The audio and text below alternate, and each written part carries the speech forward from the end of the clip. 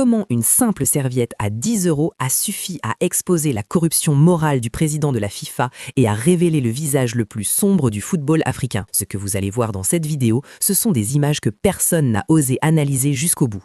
Des faits que les médias mainstream ont soigneusement ignorés et une vérité qui dérange au plus haut sommet des instances internationales. Restez jusqu'à la fin parce que je vais vous montrer pourquoi cette finale de la CAN 2025 restera dans l'histoire comme le plus grand scandale arbitral et institutionnel du football africain. Alors commençons par poser le décor. La finale de la Coupe d'Afrique des Nations entre le Sénégal et le Maroc, ce n'était pas qu'un simple match de football. Non, c'était un affrontement géopolitique majeur, une guerre d'influence déguisée en compétition sportive. Dans un stade transformé en véritable arène de pression multidimensionnelle, l'enjeu dépassait largement le trophée. Ce qui se jouait, c'était la validation d'un modèle d'influence au sein du football africain. Et ce que les caméras ont capté ce soir-là a révélé une fracture immense entre l'image policée que la FIFA tente de projeter et la réalité d'un environnement de jeu complètement dégradé par des manœuvres de déstabilisation orchestrées. Et au centre de tout ça, il y a un homme, Gianni Infantino, le président de la FIFA en personne, celui qui est censé incarner la neutralité, l'équité, le fair play. Et bien cet homme-là, pendant la finale, a affiché des grimaces tellement ostensibles au moment où le Sénégal soulevait le trophée que même les commentateurs se sont regardés sans comprendre. Infantino n'était plus un spectateur, il était devenu un acteur du conflit. Son attitude a été perçue comme un affront direct par toute l'Afrique de l'Ouest, et ce n'est que le début du scandale. Parce que la stratégie de la FIFA, elle est limpide quand on prend du recul. Condamner fermement les réactions émotionnelles des Sénégalais dans les vestiaires après le match pour occulter complètement les provocations structurelles qu'ils ont subies pendant 90 minutes.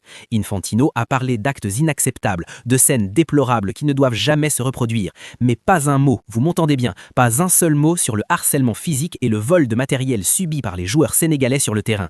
Cette focalisation exclusive sur ce qui s'est passé dans les vestiaires, c'est une manœuvre pour justifier des sanctions prévisibles tout en validant implicitement l'anti-jeu du pays hôte. Et maintenant, parlons de ce que j'appelle la guerre des serviettes, parce que ce qui s'est passé sur ce terrain, ça dépasse tout ce qu'on a pu voir dans une compétition internationale. Pour ceux qui ne comprennent pas l'importance d'une serviette pour un gardien de but, laissez-moi vous expliquer. La serviette, c'est l'outil de routine du gardien. Elle sert à maintenir l'adhérence des gants, à évacuer la sueur, à garder les mains sèches pour les arrêts décisifs. La volée, c'est briser la concentration du gardien, introduire un doute psychologique, et dans certaines cultures, ça renvoie même à des croyances liées à la magie noire ou à la perte d'anti-sèche pour les pénaltys.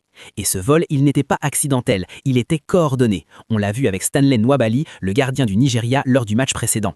Achraf Hakimi avait déjà jeté sa serviette directement à l'arbitre de touche sans que ce dernier ne réagisse. Zéro sanction, zéro réaction, une paralysie totale, voire une complicité des officiels. Et en finale, la même tactique a été déployée contre Edouard Mendy. Laissez-moi vous décrire les acteurs de cette opération. D'abord Achraf Hakimi, le capitaine du Maroc, instigateur direct, filmé en train de jeter le matériel de Mendy vers les ramasseurs pour le faire disparaître. Ensuite Ismaël Saïbari, un joueur qui avait quitté le terrain mais qui s'est comporté comme un vigile en bord de terrain, effectuant des appels et des contre-appels pour empêcher les remplaçants sénégalais de redonner le matériel à leurs gardiens. Et enfin, les ramasseurs et les stadiers, transformés en agents d'exécution de la fédération haute, participant activement au harcèlement physique et transformant leur mission de sécurité en mission de sabotage. Et c'est là que l'histoire devient vraiment choquante. Yehvan Diouf, le gardien remplaçant du Sénégal, a payé le prix fort pour sa loyauté. Les images sont là, vous pouvez les retrouver. Il a été littéralement traîné sur plusieurs mètres et coursé par 4 individus, stadiers et ramasseurs confondus, pour lui arracher le matériel de Mendy. 4 personnes adultes censées assurer la sécurité qui agressent physiquement un joueur professionnel pour une serviette. C'est du jamais vu dans l'histoire du football international. Et Malik Diouf, lui, a dû escalader les panneaux publicitaires pour récupérer l'équipement volé. Vous imaginez la scène, un joueur international obligé de grimper par-dessus les panneaux de sponsoring pour récupérer le matériel de son équipe. C'est ce qu'on appelle du football de quartier, mais institutionnalisé au plus haut niveau. Mais le Sénégal a gagné, malgré tout, malgré le harcèlement permanent, malgré l'environnement toxique, malgré la machine institutionnelle hostile. Les Lions de la Teranga ont soulevé ce trophée avec une force mentale qui force le respect. Et Malik Diouf, dans un geste devenu viral, a posté une story montrant sa médaille d'or à côté de la fameuse serviette, tournant en dérision tous les efforts désespérés du camp adverse. C'est ce que les supporters appellent désormais la justice de Dieu. Et maintenant, l'ironie suprême, le point de rupture totale entre la réalité et la narration politique de la FIFA. Devinez qui a reçu le prix de fair play de ce tournoi? Achraf Hakimi. Oui, vous avez bien entendu, le même capitaine filmé en train de voler le matériel adverse et de narguer les officiels a été honoré par la Confédération africaine de football. C'est la plus grande plaisanterie de l'histoire de la CAF et probablement du football mondial. Quand on compare cette finale avec ce qui se passe à l'Euro ou à la Copa América, où la neutralité des stadiers et des ramasseurs est une règle d'or absolue, on mesure la régression alarmante. Le témoignage d'Ismaël Jacobs après le match est édifiant. Il a parlé d'un épuisement psychologique tel que certains joueurs n'en pouvaient plus. Il a même fait le lien avec les forfaits mystérieux de cadres comme Crépin Diatta et Pape Matar Sarr avant le match, suggérant que l'environnement toxique créé par le pays hôte a agi comme un poison lent sur le groupe sénégalais. 3 défaillances majeures doivent être pointées du doigt.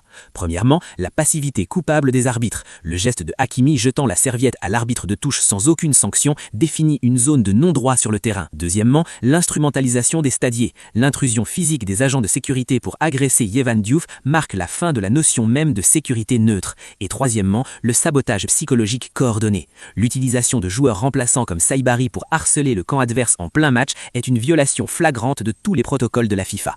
Ce que le Sénégal a accompli ce soir-là, c'est bien plus qu'une victoire sportive. C'est le triomphe de la résilience sur un système entier qui voulait leur défaite. Les Lions n'ont pas seulement battu 11 joueurs, ils ont battu une machine institutionnelle et tactique hostile, un arbitrage partial, des stadiers complices et un président de la FIFA qui grimaçait de dépit en les voyant soulever le trophée. Alors maintenant, je vous pose la question. Pensez-vous sincèrement que la FIFA a encore la moindre crédibilité pour sanctionner le Sénégal après avoir récompensé les provocations d'Hakimi avec un prix de fair play? Est-ce que cette institution peut encore prétendre incarner les valeurs du sport quand son propre président affiche publiquement son parti pris? Je veux lire vos arguments dans les commentaires. Dites-moi ce que vous en pensez. Et si cette vidéo vous a ouvert les yeux sur ce qui s'est vraiment passé lors de cette finale, partagez-la massivement, parce que cette histoire mérite d'être connue. Abonnez-vous si ce n'est pas encore fait, activez la cloche pour ne rien manquer, et on se retrouve très vite pour une prochaine analyse. Allez, la paix.